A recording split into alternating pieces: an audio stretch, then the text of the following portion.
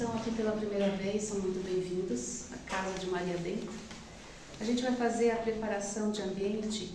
A preparação de ambiente, quando a gente fala aqui na frente, é mais a preparação do nosso ambiente interno, porque o ambiente da casa, ele vem sendo preparado já desde cedo, como sempre nos lembra a Dona Antônia, né? Do livro Coragem, psicografia de Francisco Cândido Xavier por Espíritos Diversos. O item de hoje, neste exato momento. Neste exato momento, você está na situação mais apropriada ao exercício da compreensão e do auxílio, na circunstância mais favorável para fazer o bem, de coração ligado às criaturas certas, junto das quais precisa trabalhar e harmonizar-se, com a tarefa mais adequada às suas necessidades, nas responsabilidades justas de que deve desincumbir-se,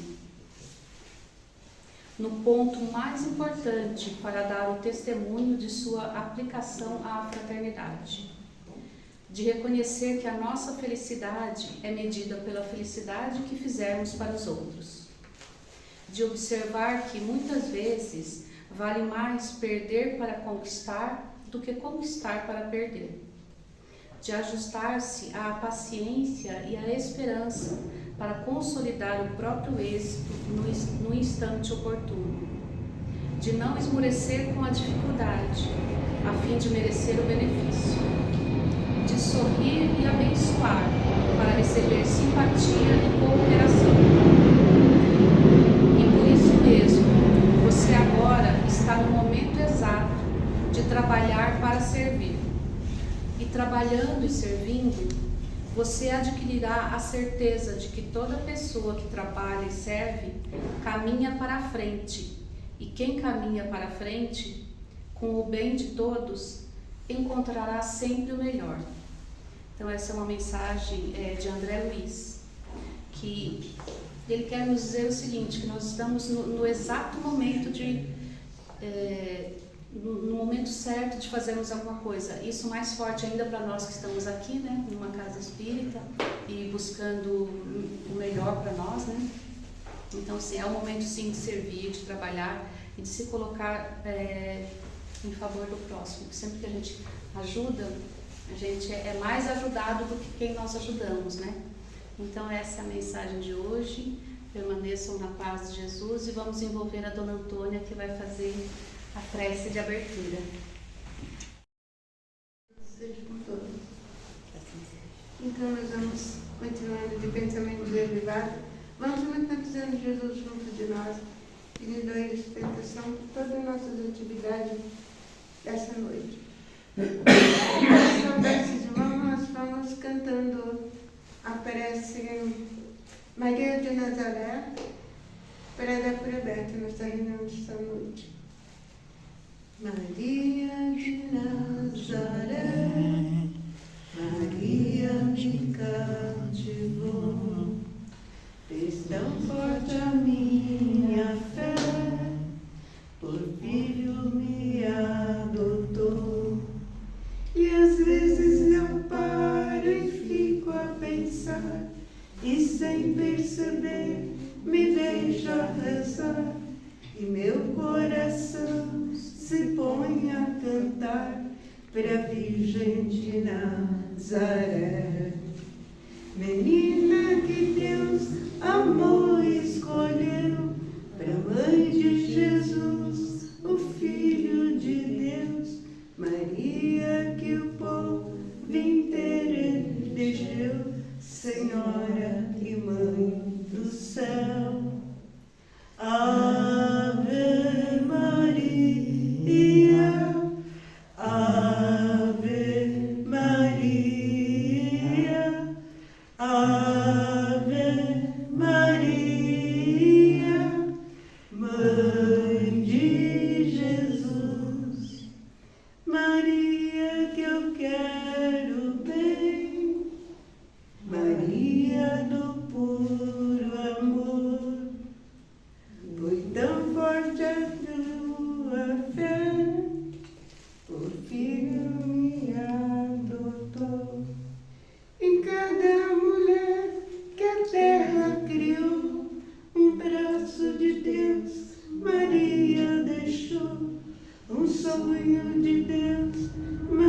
Maria plantou pro mundo encontrar a paz.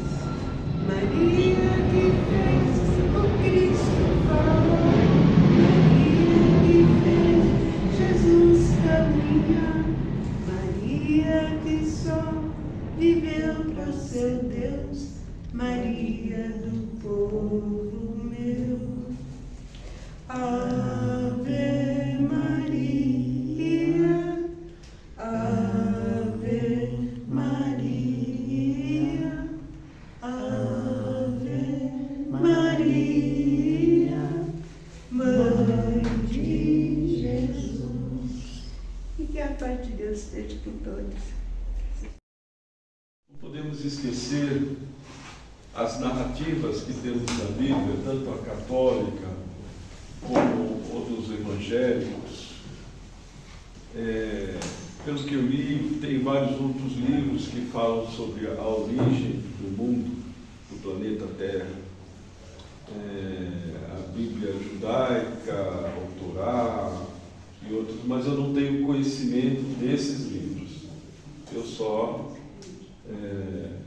li alguma coisinha muito pequena, um parágrafo que também eles têm algumas informações, mas pelo que eu posso dizer a todos vocês, a complexidade maior está nas obras de Kardec, no livro Gênese, que é o quarto livro da codificação, tá? Os mais lidos são o primeiro livro dos Espíritos, depois o Evangelho, depois o livro dos Médiuns. Segundo Divaldo, eu vi numa das palestras, ainda hoje não existe nada comparável ao livro dos Médiuns. Não se teve nenhum outro livro que chegasse da profundidade do livro dos Médiuns. E depois a Gênesis. Esse livro é bastante interessante. Não sei se vocês aqui, algum de vocês já leram ele em sua totalidade, mas vale a pena ler, refletir. Aqueles que quiserem estudar, há vários grupos de estudos, FEB, FESP e tantas outras entidades ou grupo de estudos pela internet. Podemos fazer esse estudo em nosso lar, através do computador, celular hoje, que permite tudo isso. Então é de muita importância esse livro, estudar, porque o que está escrito na Bíblia? Em quantos dias Deus criou o mundo? Essa é a primeira pergunta que eu faço a todos vocês, e todos vocês sabem de cor e salteado, né? Deus criou o mundo em 6 dias, muito mais rápido que qualquer outro mágico, não é verdade? Mas, infelizmente, não foi assim que as coisas aconteceram, porque Deus jamais ele faria coisas que não seriam lógicas, correto? Tudo teve seu princípio, tudo aconteceu e acontece no momento certo, nem antes e nem depois. Então, aqui no capítulo 12, da Gênese de Kardec, que é a Gênese mosaica, Kardec faz uma comparação num pequeno gráfico da Gênese de Moisés, contido na Bíblia, e o período que tudo isso aconteceu. O primeiro, Deus criou o céu e a terra e a luz, tá? Esse é o período astronômico. O período primário foi o segundo dia, foi o firmamento, a separação das águas que estão acima do firmamento das que estão debaixo. O terceiro dia, o período de transição, as águas que estão debaixo do firmamento se reúnem, aparece o elemento árido, a terra, os mares e as plantas. No quarto dia, o sol, a lua, as estrelas. Esse está no período secundário. O período terciário foi o quinto dia, os peixes e os pássaros. Depois teve o dilúvio universal, e depois o sexto dia, o período quaternário, ou pós-diluviano, é o sexto dia, os animais terrestres e o homem. E no sétimo dia Deus descansou, porque ninguém é de ferro, né? Todos temos um descanso. Nós também temos um dia de descanso. É assim, é o que acontece. Esses períodos foram milhares e milhares de anos. Não foi um dia, não foram dois, não foram um século apenas, foram muitos e muitos anos. Não podemos esquecer o que está relacionado na Bíblia, e muitos de nossos irmãos seguem na risca o que está escrito na Bíblia sem questionar. Eu posso dizer que dois períodos eu fiz um estudo básico da Bíblia com os irmãos evangélicos. Só que eu não entro em mérito nenhum, porque senão eu apoio lá dentro. Porque a opinião deles é o que está escrito na Bíblia, é o que deve ser seguido. Então, a gente tem que refletir um bocadinho, nós aqui espíritas, como tudo isso aconteceu. Porque na Bíblia, tudo que está escrito, por exemplo, o Novo Testamento e o Antigo Testamento, nós temos manuscritos como se fossem xerocados, copiados. Original, não temos nada. O que foi encontrado no Mar Morto, nos anos de 45, 50 aproximadamente, são fragmentos. Então, não dá para se ter a noção, mesmo usando toda a tecnologia, ainda não temos a certeza absoluta, mas sim essas cópias que aconteceram no Novo Testamento, no Antigo Testamento. E o Livro dos Espíritos é questionado se tudo isso é o correto. As datas são quase muito próximas de tudo que aconteceu, então faz crer que tudo isso é correto. O grande problema, no caso da Bíblia, são as interpretações, porque tem muitas palavras que eram daquela época, trazida para, vamos pensar no português de hoje, há uma diferença muito grande. Costumes daquela época com o traduzido para o português de hoje. Então há uma discrepância muito grande.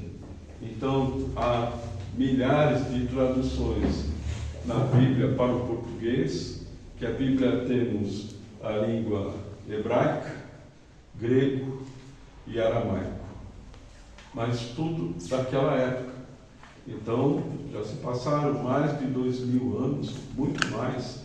O Antigo Testamento é muito mais antigo do que o Novo Testamento. Então, temos um grande problema nestas traduções. E algumas seitas, algumas religiões cristãs puxam a sardinha para o seu rebanho, colocando algumas informações que não vêm ao caso no contexto daquela época. Então esse é a primeira narrativa que temos na Bíblia é a criação do mundo. Depois vai as criações, a genealogia, tudo ali. Mas onde queremos chegar no estudo, não, o bate-papo de hoje é sobre a Gênese, a criação do mundo. Isso é que nos importa. Porque, analisando tudo que Kardec deixou para nós, que é fabuloso, aqueles que tiverem curiosidade, leiam com calma o capítulo 6º em diante, até o capítulo 12, de suma importância. Tudo relacionado, tudo transcrito, tudo uma ordem cronológica de tudo.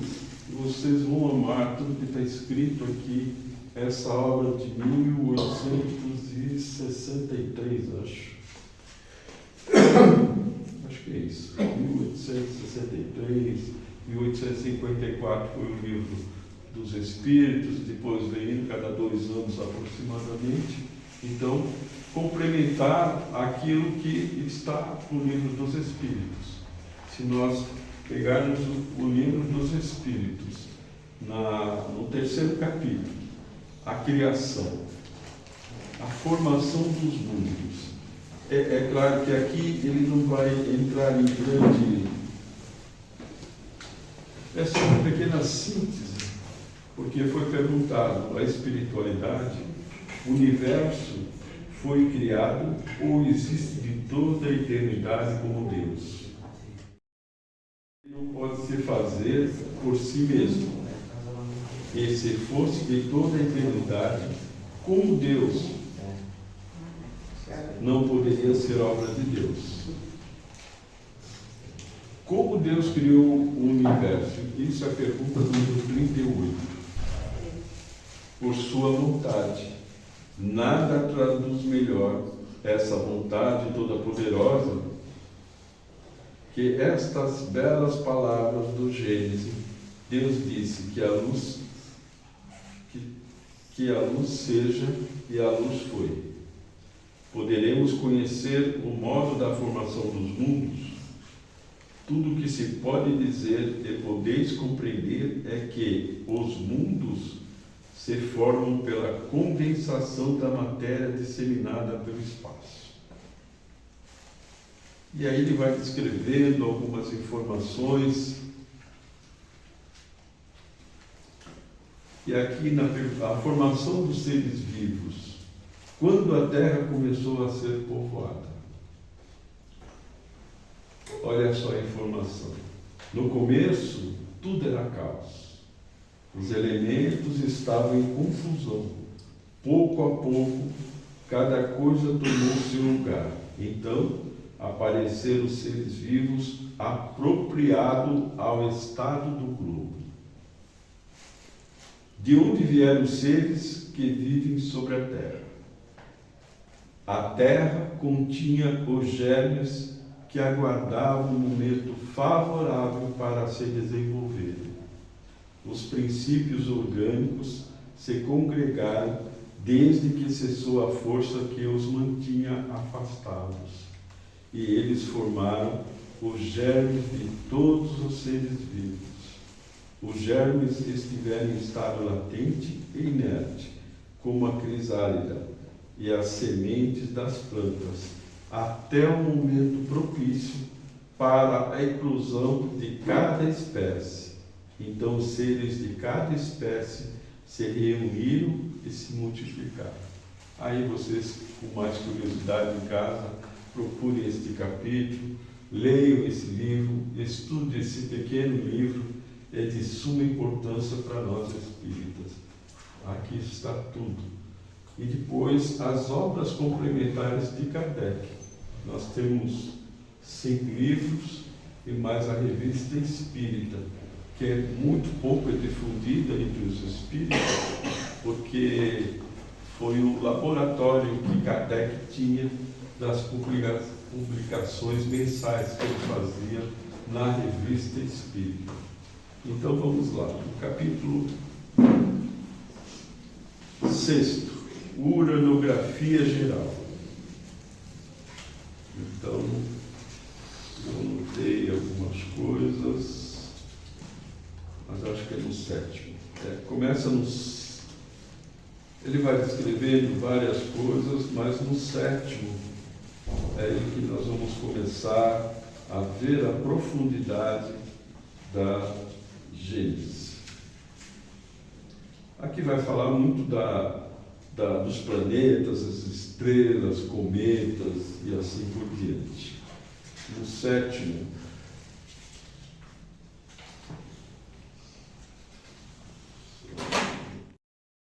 geológico da Terra. Então vamos lá. No item 6.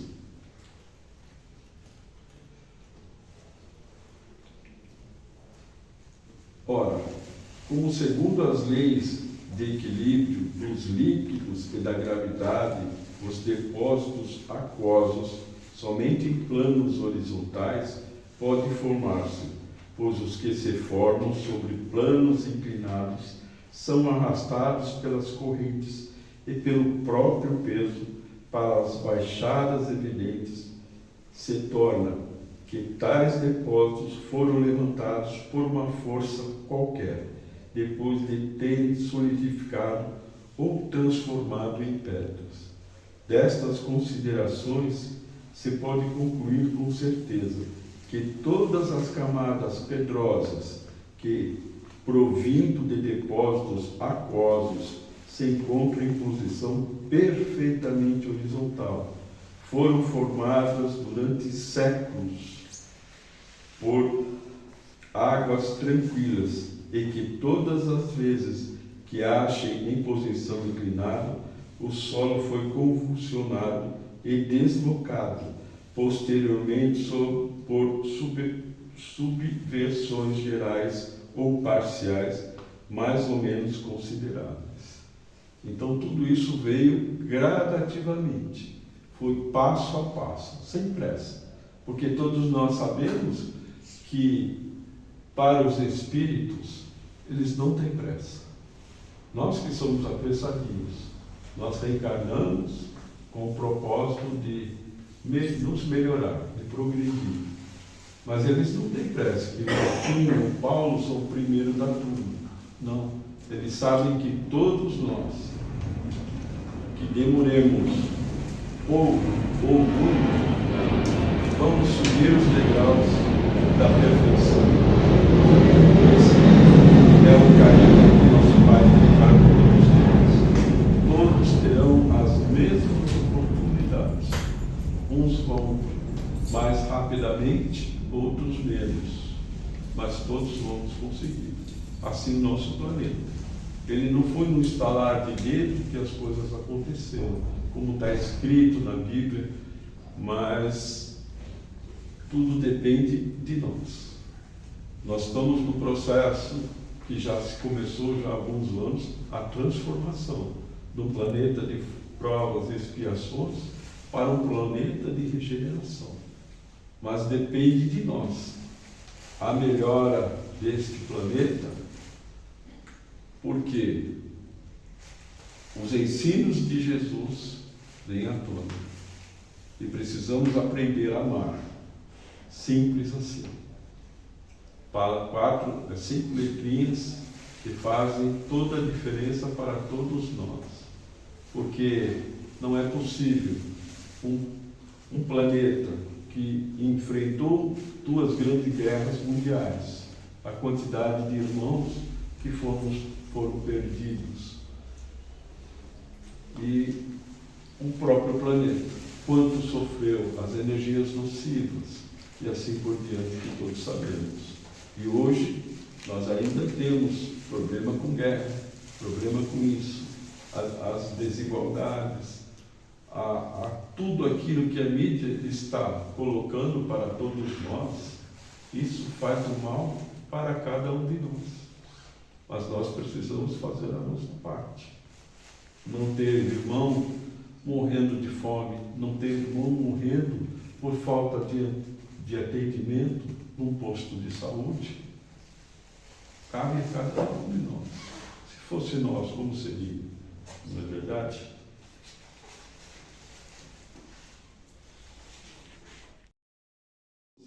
Há uma observação interessante. Certamente, quantos milhões de séculos talvez não foram precisos para que cada perigo se completasse. Milhões de séculos.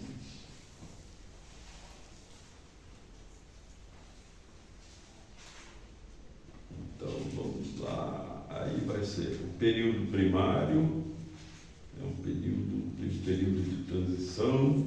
Então, vamos lá. No item 24, os primeiros seres orgânicos que apareceram na Terra foram os vegetais, de organização menos complicada. designados em botânica sob o nome de criptogamus, acotiledôneos, monocotiledôneos, isto é, líquens, cogumelos, musgos, fetos e plantas herbáceas. Absolutamente ainda se não vêem árvores de tronco lenhoso, mas apenas as do gênero palmeira, cuja haste esponjosa é análoga à das ervas. Os animais desse período, que apareceram em seguida aos primeiros vegetais, eram exclusivamente marinhos. Primeiramente, polipeiros, radiários, zoófitos, animais cuja organização simples e, por assim dizer, rudimentar. Então vejam, tudo vai acontecendo devagar, a simplicidade, e com o passar dos anos vai havendo a complexidade, para que tudo acontecesse no momento certo, até o aparecimento do homem.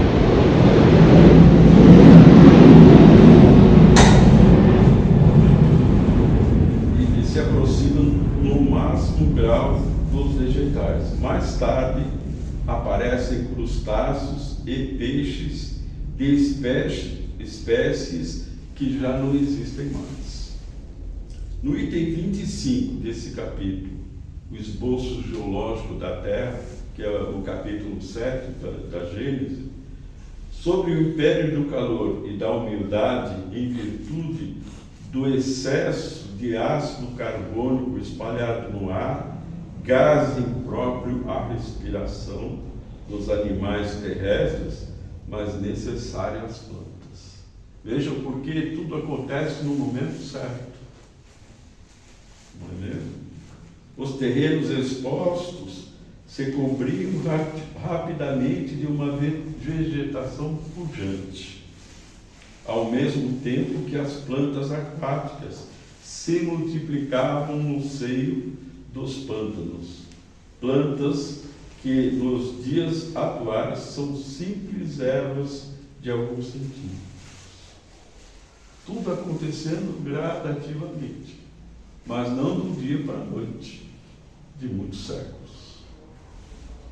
Porque Deus preparou tudo certinho para a vinda do ser humano. Não foi do dia para a noite.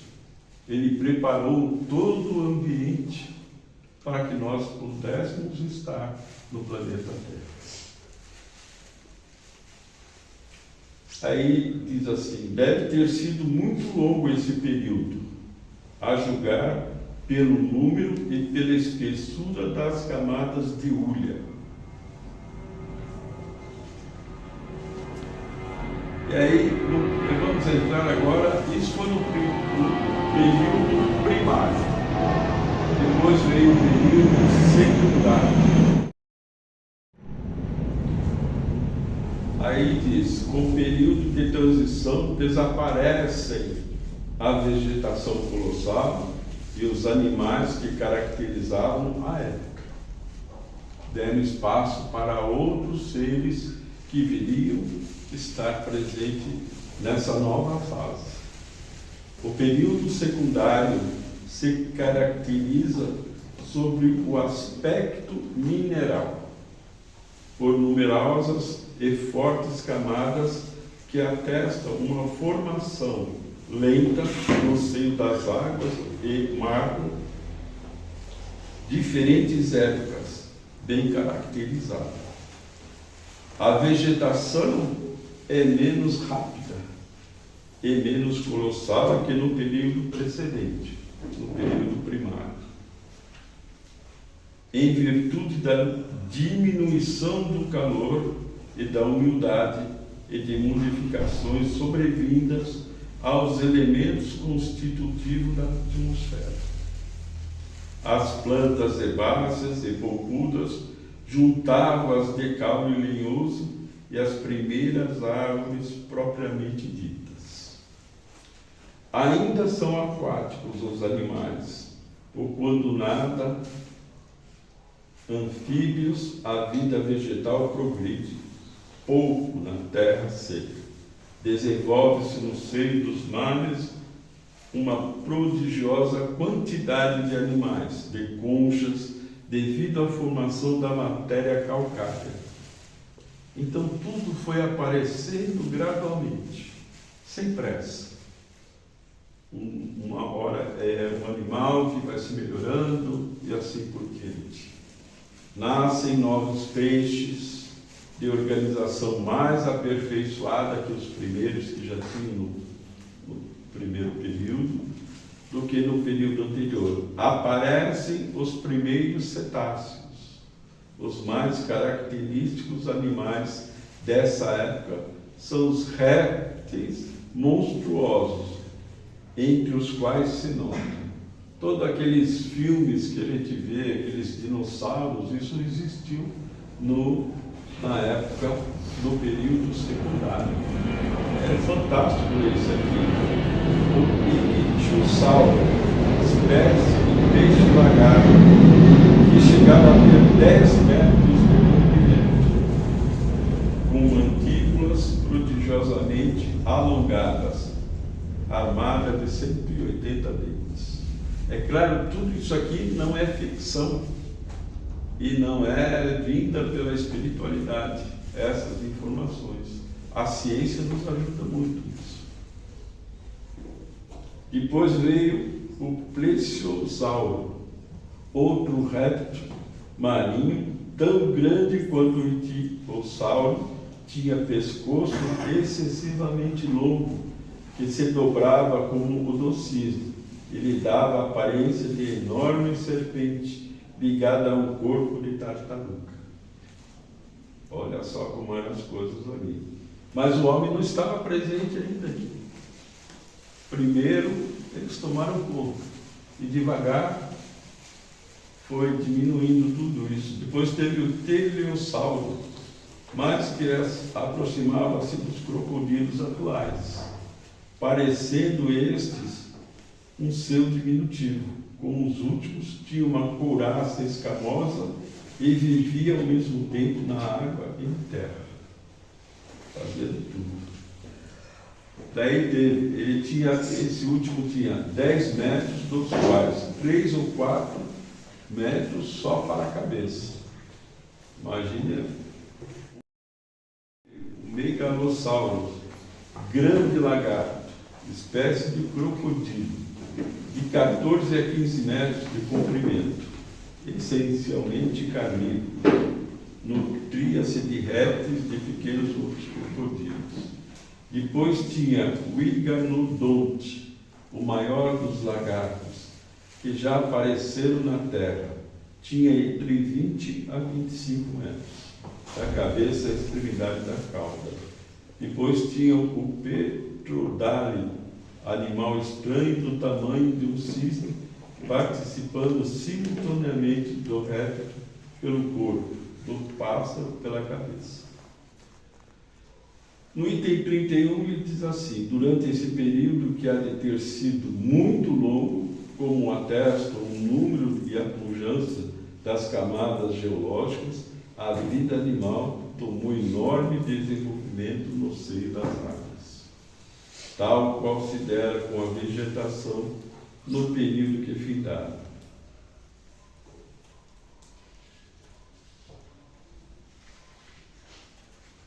Aí vamos entrar no período terciário.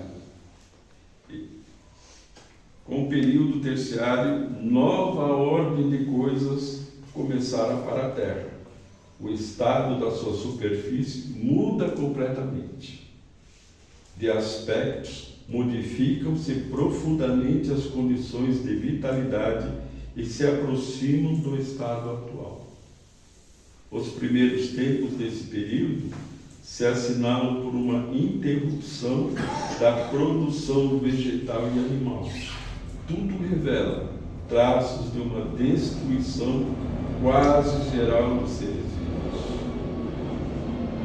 Então, tudo caminhando, sem pressa, muito tempo, nosso pai teve muita paciência, porque nós já queríamos estar num período desse. Durante os reviramentos do solo ocorridos no princípio deste período, a vida orgânica, como é fácil de conceber-se, teve que ficar estacionária por algum tempo, o que se reconhece examinando terrenos baldios de fósseis. Desde, porém, que sobreveio um estado mais calmo, reapareceram os vegetais e os animais, estando mudadas as condições de vitalidade. Mais depurada a atmosfera. Formam-se novas espécies, com organização mais perfeita. As plantas, sob o ponto de vista da estrutura, diferem pouco das de hoje. Tudo se modificando, passo a passo. No item 41, diz assim: no correr dos períodos precedentes, eram pouco extensos os terrenos que as águas não cobriam. Eram ainda assim pantanosos, que com frequência ficavam submersos. Essa a razão porque só havia animais aquáticos ou anfíbios, período terciário em o qual vários continentes se formavam, caracterizou pelo aparecimento dos animais terrestres. E agora temos o período diluviano. Este período teve a assiná-lo um dos maiores cataclismos que resolveram o globo, cuja superfície ele mudou mais uma vez. Vejam só quantas modificações o nosso planeta teve.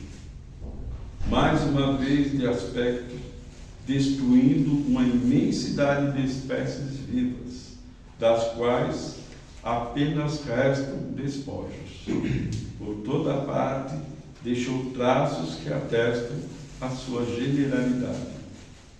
As águas violentamente arremessadas fora dos respectivos leitos invadiram os continentes, arrastando consigo as terras e os rochedos.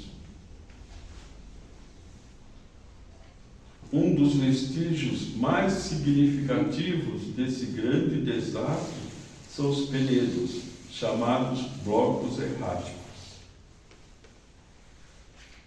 Outro fato não menos característico e cuja causa se não descobriu ainda é que nos terrenos diluvianos se encontram os primeiros aerolíticos, pois que somente nessa época eles começaram a cair.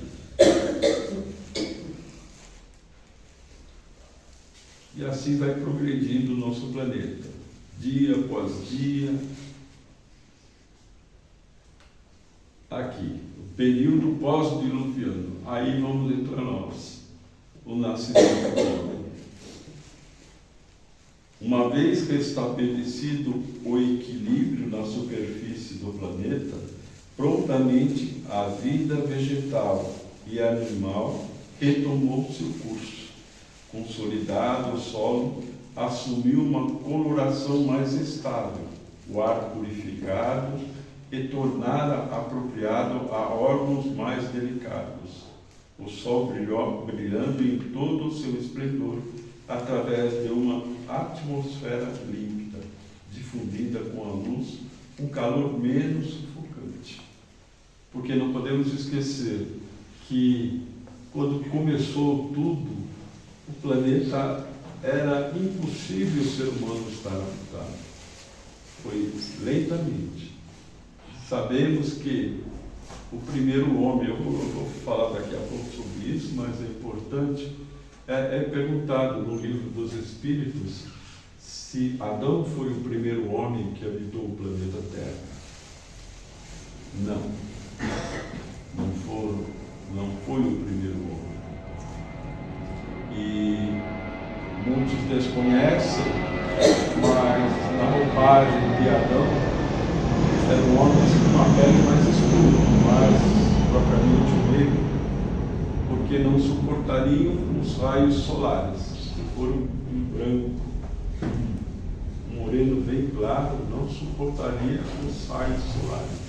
A pigmentação da sua pele bloqueava os efeitos solares. Então tem pessoas que não gostam de pessoas, você sabe, da cor negra, que se fala hoje, porque mas todos viemos de origem de uma pessoa de cor negra, por causa disso. Foram os primeiros habitantes do planeta Terra. Isso está escrito no Livro dos Espíritos, e aqui ele ratifica novamente. O homem só terá existido na Terra depois do período diluviano, ou terá surgido antes dessa época, é uma questão muito controvertida hoje, mas sua solução, seja qual for, nada modificará o conjunto dos fatos naturais. O que está fora de dúvida é que não existiu homem, nem no período primário, nem no período de transição, nem no secundário. Não só porque nenhum traço dele se descobriu, como também porque não havia para ele condições de vitalidade. Preparado minuciosamente para que nós pudéssemos estar habitando o planeta Terra. É assim que funciona. Deus preparou detalhe por detalhe até a vinda do primeiro homem. E Adão não foi o primeiro homem, apenas um ícone. Antes de Adão já existiam muitos outros homens no planeta. Mas como a Bíblia fala da pessoa de Adão, então muitos cristãos acreditam que ele foi o primeiro homem a habitar o planeta Terra. E não foi.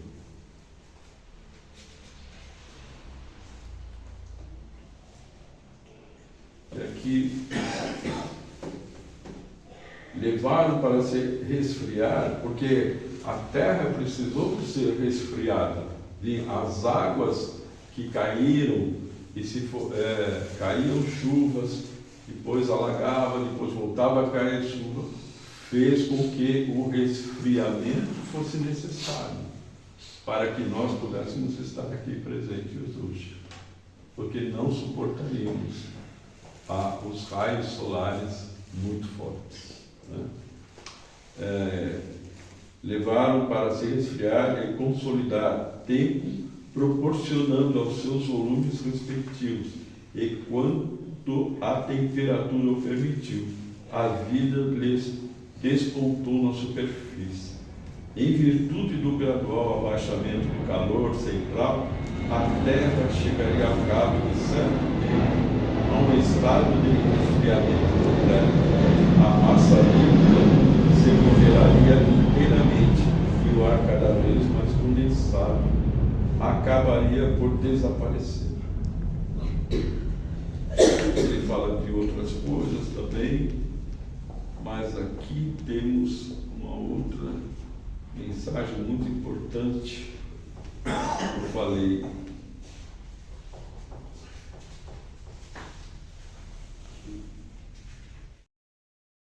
que fala sobre a Gênese mosaica, os 6 dias. Aqueles que quiserem, e se quiserem se aprofundar sobre esse livro, é muito interessante mesmo. Nada ficou desapercebido. A Gênese mosaica e a doutrina científica, mas fora um erro acreditar que basta se substituir os 6 dias de 24 horas da criação por 6 períodos indeterminados, para se tornar completa a analogia. Não menor erro seria acreditar-se que, afora o sentido alegórico de algumas palavras, a Gênese e a ciência caminham lado a lado, sendo uma, como se vê, a simples parafrase da outra. Então a ciência e a religião caminham juntas, todas elas, todas. E aquele que não acredita vai se dar um pouquinho, será um pouquinho penoso para ele. Aqui ele fala, tem uma outra parte que eu grifei, que eu achei muito importante, é quando a menção do que foi para nós, homens, que chegamos a esse planeta da raça adâmica. Aqui. A raça adâmica, que é Adão e Eva, não foram os primeiros que habitaram o planeta. Habitaram apenas para nos posicionar, se isso, para que possamos acreditar nisso. De acordo com o ensino dos Espíritos, foi uma dessas grandes imigrações, ou se quiser, uma dessas colônias de espíritos vinda de outra esfera, que deu origem à raça simbolizada na pessoa de Adão. Olha só, é por essa razão mesmo chamada raça adâmica. Quando ela aqui chegou à Terra, já estava povoada desde tempos imemorais, como a América, quando ali chegaram os europeus, mais adiantada do que as que tinham precedido nesse planeta. A raça adâmica é, com efeito, a mais inteligente, a que impele o progresso de todas as outras. A Gênese não a mostra, desde os seus primórdios industriosas, aptas às artes e às ciências, sem haver passado aqui pela infância espiritual, o que não se dá com as raças primitivas, mas concorda com a opinião de que ela compunha de espíritos que já tinham progredido bastante. É muito importante. E se vocês gostam de ler alguma coisa, tem aquele livro de Edgar Amon, Os Exilados de Café. Vai explicar mais um bocadinho essa vinda desses espíritos que habitaram o planeta Terra e deram esse up que todos nós temos hoje. Nós temos a tecnologia que está progredindo dia a dia, as crianças já vêm com o DNA já. Eu vejo meu netinho de 1 ano e meio, ele já pega o dedinho e já faz assim no celular. Ele não sabe ler, não sabe fazer nada, mas ele sabe o dedinho e sabe o que quer. E pede para mim, vovô, eu quero o alvo, ou o gatinho. Eu ponho para ele ver, ele se delicia, beija o gatinho, mas ele sabe que apertando, fazendo assim com o dedinho, ele muda as páginas ali, 1 ano e 6 meses. E quantos outros estão nessa condição mais ainda? E quantas coisas temos observado que a tecnologia está nos auxiliando. Pena que o lado moral não está acompanhando o avanço tecnológico que o planeta Terra está tendo. Porque nós vemos ainda nações guerreando, a morte batendo aí por causa de um celular, um par de tênis, uma marca X, Y, seja lá qual for, por falta de atendimento no posto de saúde, a fome, quantas pessoas morrem por dia por não ter um prato de sopa, ou melhor, um pão amanhecido. Quantos? E quanta coisa nós jogamos no lixo que podia, estando em boas condições, ajudar um de nossos irmãos que passam fome.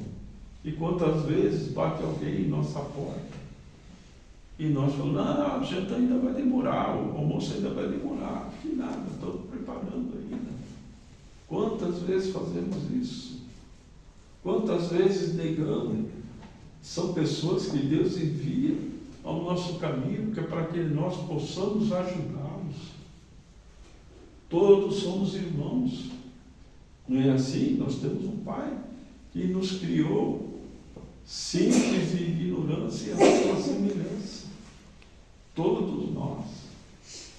E porque um é branco, o outro é mais escurinho, o outro é preto, ou negro, não sei como se fala hoje. Qual a diferença disso? No Evangelho tem uma mensagem de uma rainha, eu não vou saber o nome dela. Ela diz que a medicina não encontrou diferença do sangue de uma pessoa de cor e de uma pessoa que se diz branca. É a mesma, é o mesmo. Só a parte exterior que muda. Os sentimentos, o amor, todos somos iguais. O que falta para nos melhorarmos? Nós temos Chico, que esteve conosco outro dia. Quantas coisas boas ele fez. O próprio Divaldo, quantas coisas boas ele fez. Trabalhou na casa fundada por ele até os 98 anos. E tem pessoas que com 60 diz que é espírita, mas para vir uma vez numa casa espírita é muito penoso. Isso no plano no espiritismo. Mas no catolicismo não temos irmã Dulce, Madre Teresa de Calcutá. Quantos outros temos? Nos nossos irmãos evangélicos, eu não vou saber de nenhum, mas temos personalidades que também fizeram prol para o seu semelhante. Quantos e quantos? Em cada religião nós temos um ícone que se dedicou a amar o seu semelhante. Você veja o trabalho que Deus fez para até os dias de hoje estarmos aqui, nesse momento, reencarnados nessa grande escola, para aprender e valorizar o amor. Nada além disso. É difícil? Claro que é. Senão nós não estaríamos aqui, sentados numa casa espírita, ouvindo algumas palestras, algum bate-papo, e tantas outras igrejas, templos, não importa qual. O Chico já se passou mais de 20 anos e ainda hoje nós nos lembramos de tudo que ele fez. Deixou mais de 540 livros psicografados. O Divaldo, 200 e poucos, 250, 270, mais ou menos por aí. Também, só para nos melhorar. E quantos atendimentos esses irmãos deixaram? A casa do Divaldo, perto de 5.000 pessoas dia. O hospital que a irmã Dulce nos deixou, acho que é na Bahia também, mais de 5.000 atendimentos gratuitos. Madre Teresa de Calcutá, na sua agremiação toda, espalhada pelo mundo todo, quantos atendimentos faz por dia? Senão, como seria o nosso planeta Terra? Sem contar outros que não sabem dizer outros, também cumprimento para que todos nós sejamos iguais uns aos outros. Reflitam sobre isso. Isso Deus que fez do nosso planeta foi gradual, não foi do dia para a noite. E no 7º dia ele descansou. Como diz uma frase de Jesus, quando ele fazia alguns trabalhos no dia sagrado para os judeus, não que ele estivesse fazendo algo de errado, mas ele falava assim: meu pai trabalha até hoje, todos os dias, eu também trabalho. O que eu estou fazendo de errado? Ajudando nossos irmãos. É assim. Muito obrigado a todos, viu? Desculpem eu ter me prolongado um pouquinho.